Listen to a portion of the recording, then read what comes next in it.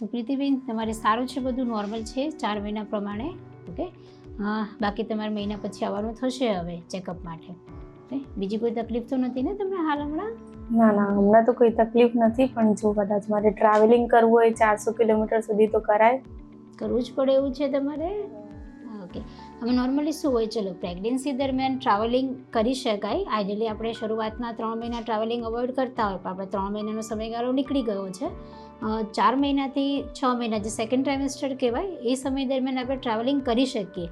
પણ શું હોય કે મેઇન ટ્રાવેલિંગ કરતાં પહેલાં અમુક જોતા હોય આપણે અમુક પેરામીટર્સ, કે તમારા ગર્ભાશયના અમુકની લેન્થ કેટલી છે, ઓકે, તમારી મેલી જે નાળનો ભાગ હોય, મેલી જે ક્યાં ડેવલપ થઈ છે, મેલી નીચેના ભાગે હોય, કાં બ્લીડિંગ થયા કરતું હોય, તો એવા કેસમાં આઈડિયલી ટ્રાવેલિંગ અવોઇડ કરતા હોય. તો પણ તમારું બધું નોર્મલ છે, મુખની લંબાઈ નોર્મલ છે, તમારે સિંગલ જ બાળક છે, પ્લસ બેલીબેન તમારી ઉપરના ભાગે છે, એટલે તમે ટ્રાવેલિંગ કરી શકશો. પણ તમે હવે કઈ માનો કે ગાડીથી જવાના છો, ટ્રેનથી જવાના છો, કઈ રીતે જવાના છો બહાર? ટ્રેનથી. ઓકે, હા, તો ટ્રેન સેફ છે, ટ્રેન ટ્રાવેલિંગ સેફ હોય. બાય કાર બી તમે જઈ શકો, પણ બાય કાર જાઓ તો વચ્ચે થોડું તમારે રેસ્ટ લેવું પડશે. ઓકે, પ્લસ તમારે થોડી વારે થોડું વોકિંગ કરી લેવાનું, માનો કે કલાક એમ ડ્રાઈવ થાય છે તો થોડું તમારે રીતે રેસ્ટ કરતો જવાનું. પણ તમે ટ્રેનથી જવાના છો એટલે સેફ છે. ઓકે, 400 કિલોમીટરમાં તમે ટ્રેનનું ટ્રાવેલિંગ કરી શકશો, વાંધો નહીં આવે. પણ મેઇન તમારે ધ્યાન રાખવાનું રહેશે કે ડ્યુરિંગ ટ્રાવેલિંગ તમારે પ્રોપર વોટર ઇન્ટેક લેવાની, એટલે પાણીનું પ્રમાણ થોડું વધારે પડતું પ્રોપર પાણી પીતા રહેજો. નહીં તો શું થાય, બીપી ફોલ થઈ જાય, ગ્લુકોઝ ઘટી જાય, એ બધા ઇસ્યુ થાય. પ્લસ કંઈ બી નાસ્તો સાથે લઈને જશો. ઓકે, પાણી માટે એક લીંબુ શરબત પ્રોપર તમે બનાવી એટલીસ્ટ લીટર જેટલું લીંબુ શરબત સાથે લઈને જજો. અને નાસ્તામાં તમે કોઈ થોડું સ્વીટ પણ રાખજો સાથે, એટલે તમારું હાઇપોગ્લાયસેમિયા કેવું થશે કે ગ્લુકોઝ ડાઉન થાય તો ચક્કર કેવું ગમે ત્યારે આવી શકે, એટલે થોડો નાસ્તો સાથે રાખવાનો છે.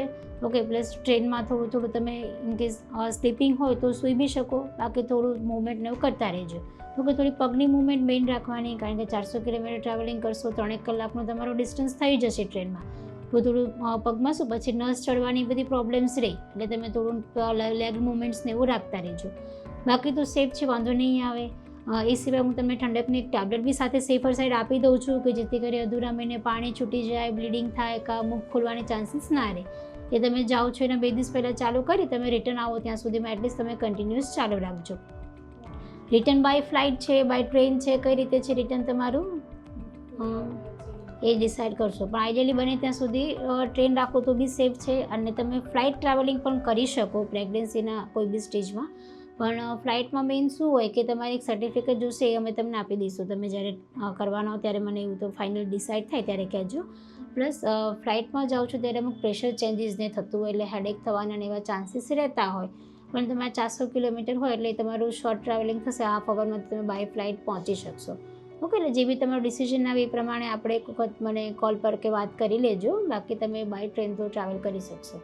ઓકે, શાંતિથી તમે ફરીને આવી જાઓ, પછી આપણે ખુદ ફરીથી રિપીટ ચેકઅપ કરી લઈશું. અને એ સિવાય તમે વોમિટિંગની ટેબ્લેટ્સને બધું સાથે લઈ જજો.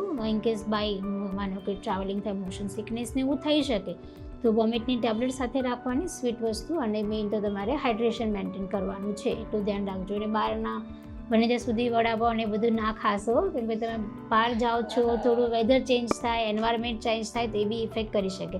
એટલે બહારનું બને ત્યાં સુધી થોડા દિવસ માટે અવોઇડ કરજો, સ્પાઇસી નહીં. અને ઇનકેસ ખાવાનું બી થાય છે તો તમે એસિડિટીની ટેબ્લેટ્સને આવતી હોય તમે તમારી સાથે રાખવાની, કે જેથી કરી એસિડિટીના લીધે વોમિટિંગ કેવું ના ચાલુ થઈ જાય.